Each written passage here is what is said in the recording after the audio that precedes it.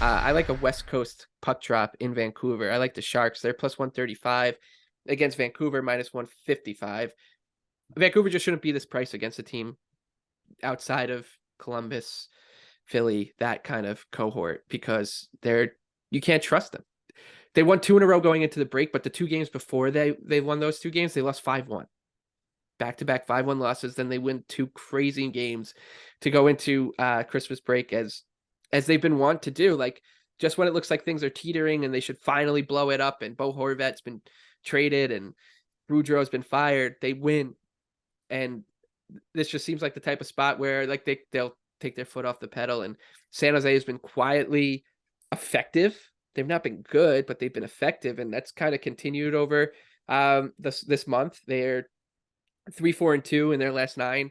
Nothing to write home about. But if you look under the hood a little bit, they're playing much better than what their numbers are. They're roughly a minus 0.3 goal differential at 5-on-5 per 60 minutes, but they're plus 0.2 in terms of expected goals. So they're actually tilting the ice in the right direction, and they've been doing that. And you look at their high danger rate in that same span, it's 57.2%. So this is a team that I don't know what David Quinn has them doing differently than Bugner, but they're not getting caved in at 5-on-5. They're playing well 5-on-5. They're just not getting the results, and that makes sense when you look at their roster, that they wouldn't be the type of team to convert their scoring chances or keep them out of the back of the net. So there's always that chance that they just get out talented, which is fine. But at plus 135, I think they're definitely worth a shot here.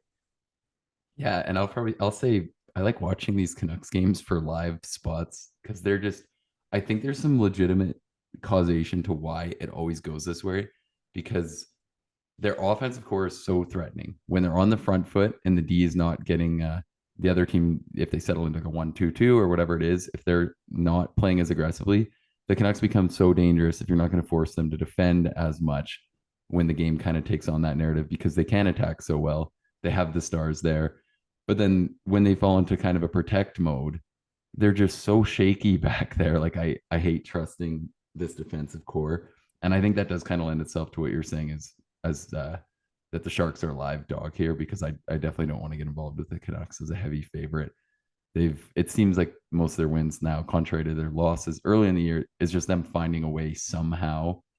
And I know, some people argue that's that's a huge part of the game, but you don't really want to put stock in that, I think, as a Right. better. It's just like this team found a way. It was ugly and whatever, but that was the final result. I don't think you want to put faith in like those kind of things happening over and over and being replicable. And that's kind of what a lot of the Canucks wins seem to be lately.